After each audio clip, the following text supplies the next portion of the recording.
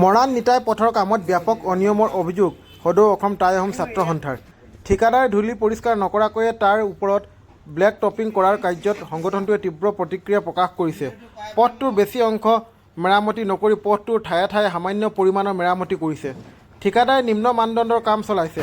ৰাইজৰ টকাৰ অপব্যৱহাৰ বন্ধ কৰি কামৰ মানদণ্ড উন্নত নকৰিলে তীব্ৰ গণতান্ত্ৰিক আন্দোলনৰ হুংকাৰ দিছে আটাছু কাৰ্যকৰী সভাপতি দেৱজিৎ গগৈয়ে। প্ৰথম কথা হ'ল তো এইটো এটা বৰ হাস্যকৰ কথা যে আজি প্ৰায় 3.5 বছৰ 4 বছৰমানৰ আগত এই পথটো নতুনকৈ নিৰ্মাণ কৰা হৈছিলে আৰু ইতিমধ্যে গোটেই পথটো ইমান নিম্নমানৰ সামগ্ৰী দি পথটো নিৰ্মাণ কৰিলে। প্ৰায় 2 বছৰমান যোৱাৰ পিছতে গোটেই পথটো ভাগি ছিগি গ'ল আৰু এই পথটো মৰাণ নিতাই পথটো 4 লেণ্ডৰ পৰা এটা কানেক্টিং ৰোড হয় আৰু যথেষ্ট আমাৰ ইয়াত স্কুলীয়া ছাত্ৰ ছাত্ৰী কণ ছাত্ৰ ছাত্ৰী অহা যোৱা কৰে স্কুল কলেজৰ বাবে। গতিকে যি ধৰণে আচলতে নিৰ্মাণ হ'ব লাগিছিলে ঠিক তেনেধৰণে নিৰ্মাণ নহ'ল আৰু এতিয়া যেতিয়া ভাগি ছিগি গোটেই শেষ হৈ গ'ল, শেষ হৈ যোৱাৰ পিছত এতিয়া ইতিমধ্যে অসমমালাই এতিয়া এই ৰাস্তাটো নিৰ্মাণ কৰিবলৈ কাৰণে আগবাঢ়িছে। কিন্তু আজি হঠাৎ দেখিলোঁ যে এনেধৰণে ক'ৰবাত অলপ এনেধৰণে কাৰ্পেটিং কৰা আমি দেখিবলৈ পালোঁ। গতিকে এইটো কি কাৰণে কৰিছে এইটো আচলতে অতি হাস্যকৰ বিষয় যে ইমান গোটেই ৰাস্তাটো ভাগিলে ধূলিৰ পৰা কণ স্কুলীয়া ছাত্ৰ ছাত্ৰী অহা যোৱাত যথেষ্ট অসুবিধা হৈছে। ইয়াত বহুত এনেধৰণৰ বেটেৰী ৰিক্সা চলে, বেটেৰী ৰিক্সা চলাৰো অসুবিধা হৈছে। বহুত গাড়ী ঘোঁৰা চলে, মটৰচাইকেল চলে, চাইকেল লৈ ছাত্ৰ ছাত্ৰীসকল অহা যোৱা কৰে, গোটেই ধূলিময় এটা পৰিৱেশ। কিন্তু তাৰপিছত এই ধূলিৰ ওপৰত যে কাৰ্পেটিং কৰিছে এইটো আচলতে PWD ডিপাৰ্টমেণ্টে এইটো কেনেধৰণৰ এটা নিৰ্দেশনা প্ৰেৰণ কৰিছে এইটো আচলতে অতি হাস্যকৰ বিষয়।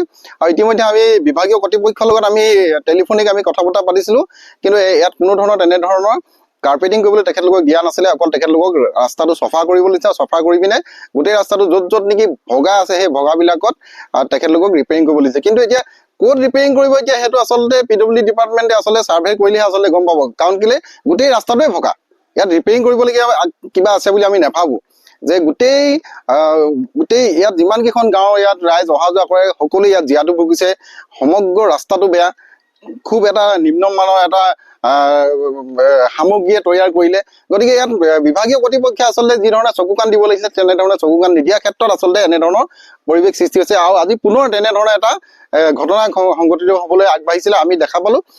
আমি বিভাগীয় কৰ্তৃপক্ষক আমি ফোন কৰিছোঁ। আপোনালোকৰ মাধ্যমৰ জৰিয়তে আমি বিভাগীয় কৰ্তৃপক্ষক জনাব বিচাৰিছোঁ যে এনেধৰণৰ নিম্নমানৰ কাম যাতে নকৰে আৰু ৰাইজৰ পইচা যাতে অথলে এনেই যাতে খৰচ নকৰে, সঠিক য'ত লাগে তাত সঠিকভাৱে ব্যৱহাৰ কৰিবলৈ আমি সদৌ টাই আহোম ছাত্ৰ সন্থাই আমি তেখেতলোকক আহ্বান জনাইছোঁ। আৰু ইতিমধ্যে এই ৰাস্তাটোৱে প্ৰায় 36 কোটিৰো অধিক টকাৰে অসমমালাই এতিয়া নিৰ্মাণ কৰিবলৈ আৰম্ভ কৰিছে। গতিকে আমি অসমমালাৰ যিসকল নিবিদা পাইছে তেখেতলোককো আমি আহ্বান জনাইছোঁ যাতে ৰাস্তাটো যাতে খুব সুন্দৰকৈ নিৰ্মাণ কৰে আৰু যিখিনি আচলতে সামগ্ৰী ইয়াত যিখিনি ব্যৱহাৰ কৰিবে সেই সামগ্ৰীখিনি যাতে নিম্ন মানদণ্ডৰ নহয়, যাতে ভাল ধৰণৰ সামগ্ৰী ব্যৱহাৰ কৰে তাৰ প্ৰতি আমি তেখেতলোকলৈ আহ্বান জনাইছোঁ। আৰু এই যিখিনি ইয়াত এতিয়া যিখিনি আমি দেখিবলৈ পাইছোঁ যে তেখেতলোকক আমি সুধিছোঁ, যিসকলে কাম কৰি আছে তেখেতলোকে কৈছে যে আমাক কণ্ট্ৰেক্টাৰে লোকেশ্যন দিছে, আমি সেই লোকেশ্যন মতে কাম কৰিছোঁ। কিন্তু আমি দেখিবলৈ আছে য'ত নেকি বেছি ভাল হৈ আছে ৰাস্তাটো তাতহে ৰিপেয়াৰিং কৰিছে আৰু য'ত নেকি বেছি বেয়া হৈছে সেইডোখৰত কিন্তু ৰিপেয়াৰিং কৰা আমি দেখা পোৱা নাই।